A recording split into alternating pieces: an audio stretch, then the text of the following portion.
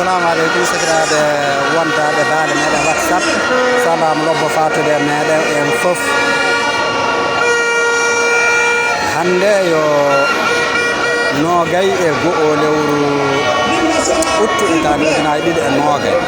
Eɗen tawa 15h15 eɗen tawa place l'indépendant. Oɗo place l'indépendant leydi Mali ko jaali e muɗum fof tawama ɗo. Goɗɗo waɗi so jama o tawa ɗo.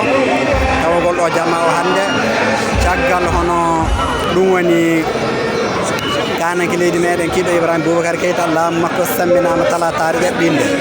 Hay an wonno e anniya yimɓe hono banggal sordas en camminɓe laamu oɓe aljumare hande caggal jumma jippiki jama o fuu wara tawodiri place l'indépendant ɗo fa waɗa soutien. Ɗum woni hono kamɓe sordas en ɗum woni waɗɓe camminɓe laamoɓe ɗum woni CNSP. Nen hono ɗum woni holko tawdeɗen ɗo nden en puɗɗi wadde vidéo o ko noon hono hymne national fuɗɗi joni e gaɗa continue e hymne national o tafo.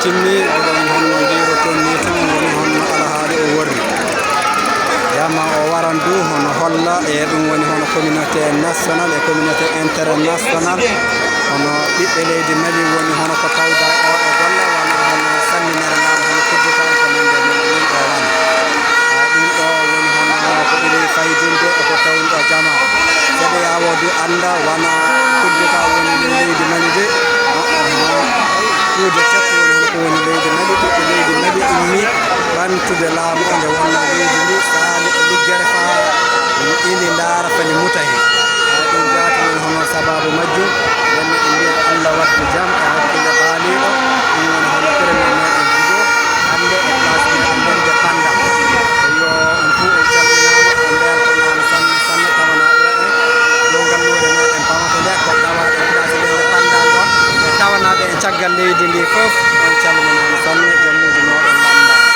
hawe Côte d'Ivoire wona on jiihi golle ono wayno Lagine on jiihino golle o wayno Cameroun wona on jiino golle o wayno hay miɗen jowta Alhassane Daramane Ouattara miɗen jowta Alpha Condé miɗen jowta Paul Biya Doum sago Allah teddengal moɗo on fo wayi.